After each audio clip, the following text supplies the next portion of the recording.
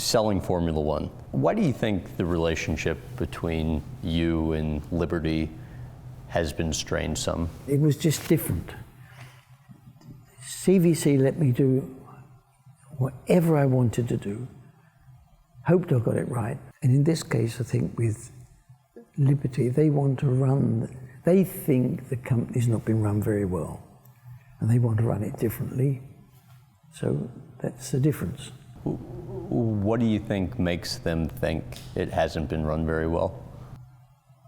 Because it's probably not run the way they've been running companies. It's a different way altogether. I was running the company as chief executive to make as much money as I could for the company. Right. That's what I was employed to do, which is what I tried to do. And it looks to me like they're not looking as if they're trying to make money. They said I was always trying to make money overnight. Right. And not looking into the future. So I think our friends at the moment say they're looking at things much longer term. How surprised were you to get removed as head of Formula One after you had been asked by Liberty to stay on as head for 3 years? I think it's good to get that straight. Donald McKenzie, that sold the company, had said to me, if we sold to these people, will you stay for 3 years? I said, well, providing I'm able to continue running the company properly, yes, sure. And then I was asked by Chase to meet him one day, and he said to me, I'd like you to stand down, because I want to take that position. I understand that it's been hard for you, no longer running Formula One. In what ways? No, it hasn't been hard at all. Oh, come on, not even a little? Yeah, that day and maybe for a month afterwards, I thought, what the hell? I want Formula One to go up, up, up, up. I want it to get better. And I'm happy if things are done that I didn't do and are improving the business. I'd say, well, I should have done those. You said there were things that you would have done differently if you could have. Like what? Well, we wouldn't have the technical regulations that we currently have, which cost the teams a lot of money and make it difficult for them to stay in business, for a start. Probably in the last 3 years, I would try to renegotiate with the teams to give them enough money and take less money from the promoters. You've said, in years past, that whoever succeeds you needs to be another very good used cars dealer. What do you think the likelihood is that that's Chase? I think Chase, I don't know him, so it's difficult to say. I think probably he's more corporate-minded than entrepreneurial. What do you think of the job he's doing so far? Well, I don't know, because they've elevated me in a very honorable position, and it's so high in the company I can't look and see what's going on. So I don't know. What does your role entail currently? Nothing. I don't do anything particularly.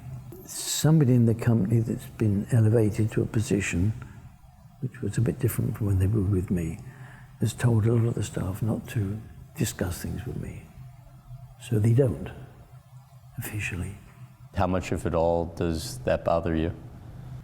Well, it bothers me because I think maybe they think what I've been doing is wrong or something. I have no idea. You know what happens in companies. Suddenly things change and people try and cut out things for themselves a little bit. So we've got people that have got important positions which they never had.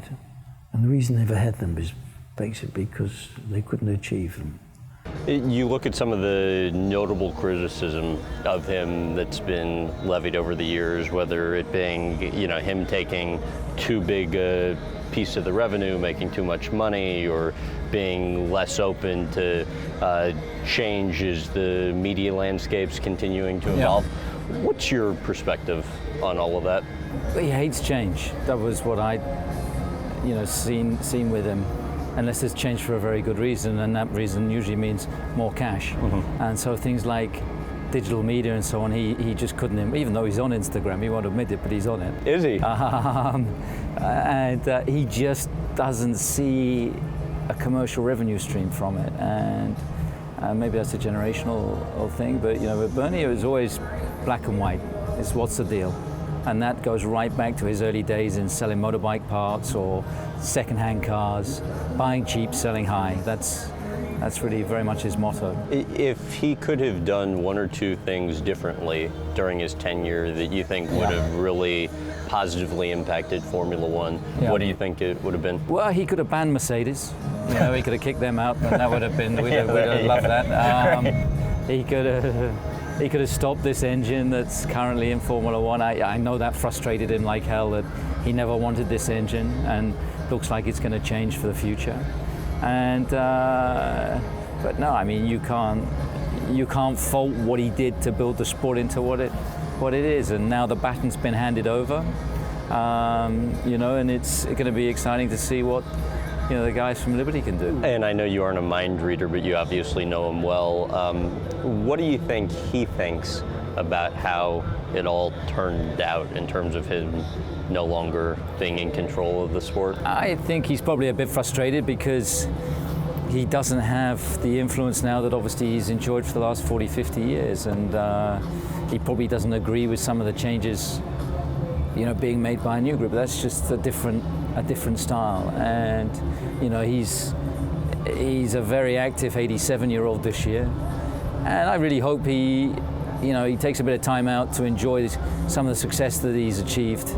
And he's got a beautiful young wife, and perhaps it's time to put a bit more time into her and family. How surprised, if at all, do you think he was to be removed from being head after he had been told he'd be in the position for 3 years? He was probably pretty surprised. I remember speaking to him on the day it happened, and I think you could sense an element of real shock there. This has been his train set, and even though there's been different owners, he's run the business, right, and very much as his own business. So I probably think he didn't believe it would happen at the speed that it ultimately did. What did he say when you guys spoke that day? He was just very matter of fact about it. He said, well, they've given me some funny title I don't understand. I haven't got the keys anymore. We'll see how they go. So, but he was a typical Bernie. He was there was no real emotion. He wasn't pining down the phone or anything like that. He was just very matter of fact. That's the decision to make. That's what it is.